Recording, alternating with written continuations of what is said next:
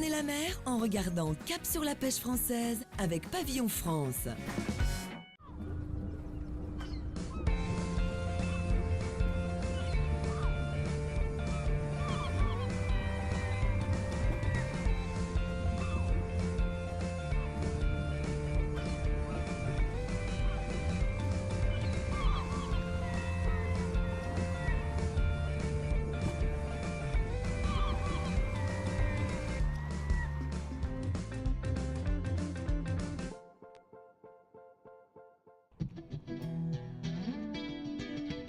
Nous sommes à la Plaine-sur-Mer, en Loire-Atlantique. Il est 6 h du matin, nous avons rendez-vous au port de la Gravette pour une journée de pêche au chalut. Sur le pont du bateau, Pascal le matelot met sa pêche de la nuit en caisse. Christophe, le patron de pêche, l'aide à décharger et vient prendre la relève.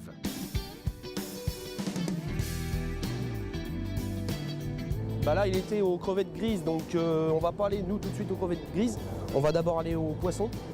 Et après, on ira dans l'après-midi aux crevettes grises dans la baie à l'entrée de l'estuaire. Si tu dis qu'il voyait un peu de solette là-bas, on va aller là-bas. Bon on est parti. À ce soir. Les deux hommes travaillent 12 heures chacun pour que le bateau tourne 24 heures sur 24. Alors ça, c'est le chalut pour les crevettes grises. Et ça, c'est le chalut pour aller aux poissons, pour aller au sol. Tout ce qu'on peut trouver, merluchon, bar, tout ce qui se trouve dans le fond. Les chaluts sont attachés, Christophe allume la radio pour se donner du courage et prend les commandes.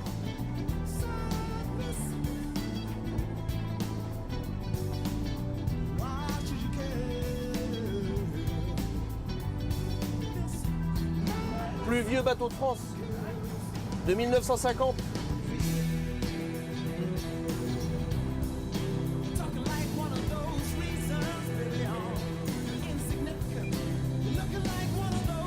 J'ai toujours été pêcheur, je proviens d'une famille de pêcheurs déjà. Donc j'étais bercé dedans de très bonne heure. À 4 ans, j'étais déjà sur un bateau. Et j'ai fait l'école des mousses à 14 ans. 17 ans, je suis parti naviguer sur les gros à la Turballe. Moi, je me suis mis à mon compte, j'avais 24 ans. Petite réparation. Ouais, c'est rien, c'est parce que là, ça risque. Là, je vais le fermer là. Et puis, il y a une maille là qui est pas prise. Donc, ça fait un petit jour et faut éviter quoi. Christophe prépare le chalut, l'occasion pour lui de nous donner une petite leçon de vocabulaire technique. On dit fermer le cul de chalut. Et ça c'est un bouche-cul. Ça, ce sont les panneaux. C'est ce qui permet l'écartement du chalut. Parce que si jamais on n'a pas ça, le chalut, on le traîne en torche. Enfin, il ouvre pas quoi, et on pêche rien. La mise à l'eau du chalut, c'est plus compliqué que ce que l'on peut penser. Vous voyez là où il y a les rondelles, la chaîne, tout ça, c'est ce qui repose par terre. Enfin, sur le sol. Et c'est ce qui ramasse.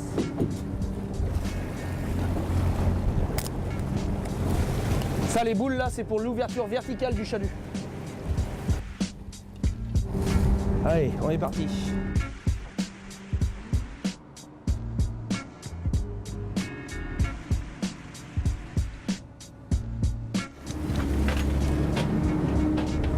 Là, je maille les panneaux pour qu'après, ça écarte.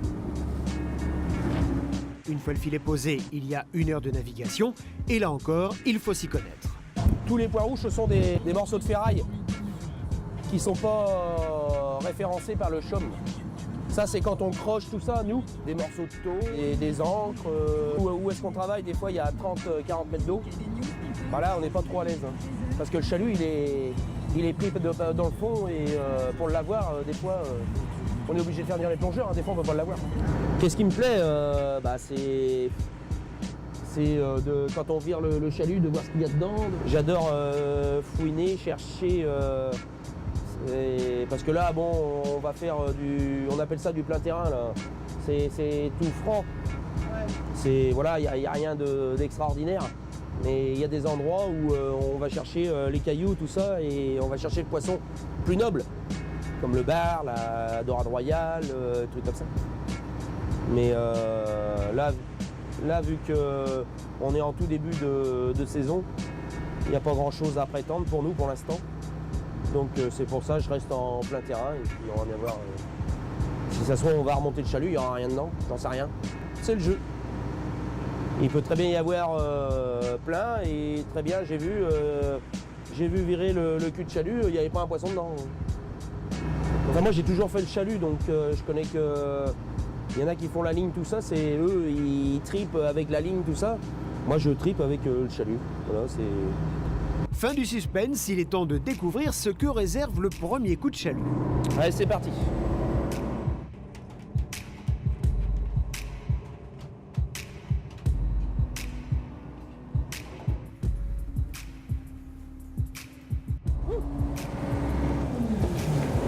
La misère.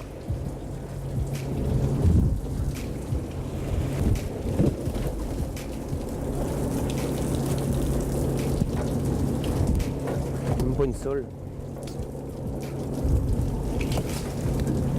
Bah, allez, on. À première vue, à part un congre, la pêche n'est pas miraculeuse.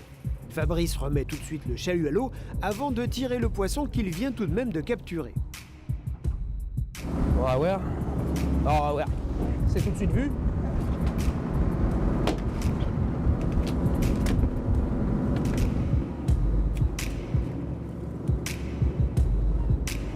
Un dalit. Une raie électrique. Et ça porte bien son nom.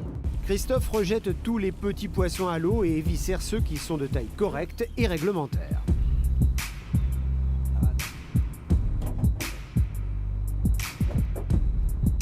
Zéro pointé. Il range ensuite sa pêche en caisse, sous plastique. C'est pour éviter que le poisson sèche. Cela avec le petit vent qu'il y a, il va tout dessécher le poisson. Si jamais il n'y a pas de poisson, c'est une grosse fatigue morale. Et dès qu'il y a un peu de poisson, on saute partout. On peut être fatigué et il va y avoir 2-3 poissons à sauter sur le pont. Bah ça y est, on va être tout énervé. Reste 1 heure de navigation à attendre et espérer que la prochaine relevée de chalut sera meilleure.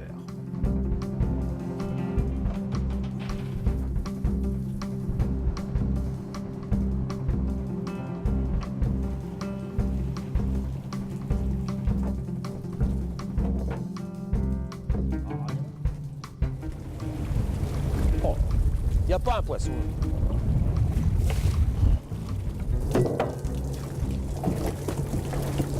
À part des cons.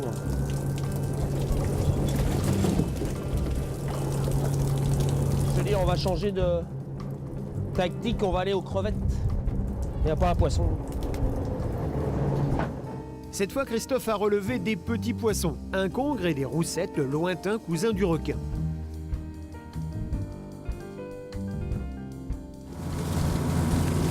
Pour ça, faut pas que je reste au poisson, sinon je vais pas gagner ma journée.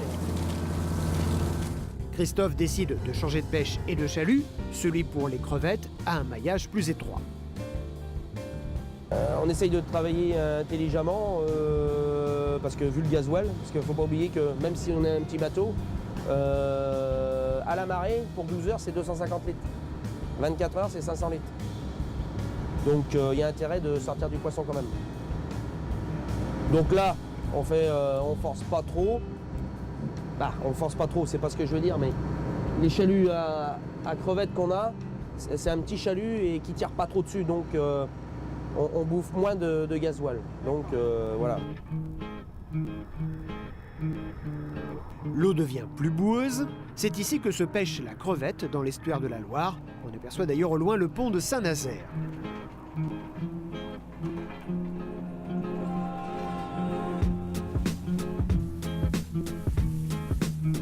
Il y a de la crevette grise. C'est mieux qu'au poisson. Hein.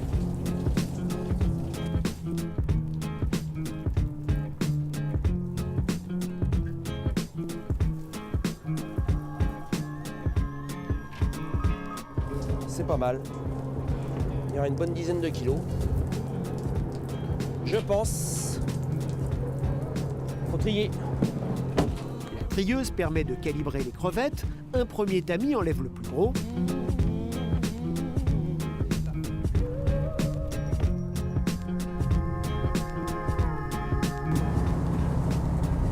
Et ils sont magnifiques. Et ce qui ne reste pas dans le deuxième panier repart à l'eau.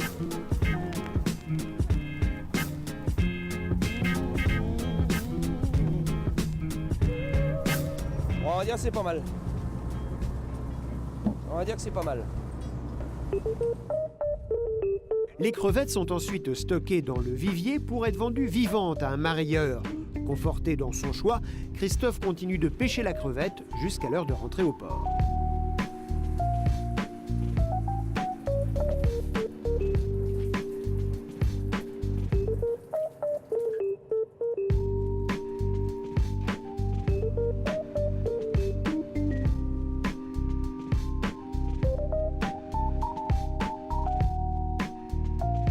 Alors ça c'est les heures où on colle à empêche. Voilà, parce que comme j'ai une tête de linotte, je préfère marquer, comme ça je sais à quelle heure j'ai collé.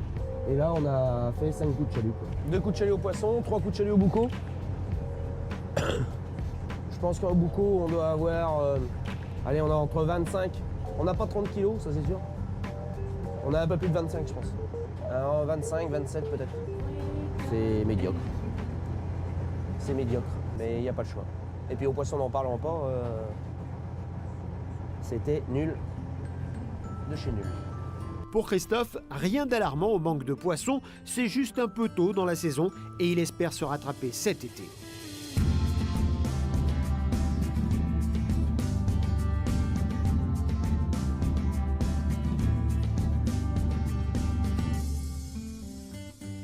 La semaine prochaine, nous irons à la Turballe, à la rencontre de scientifiques qui étudient et observent les bancs de sardines et d'anchois.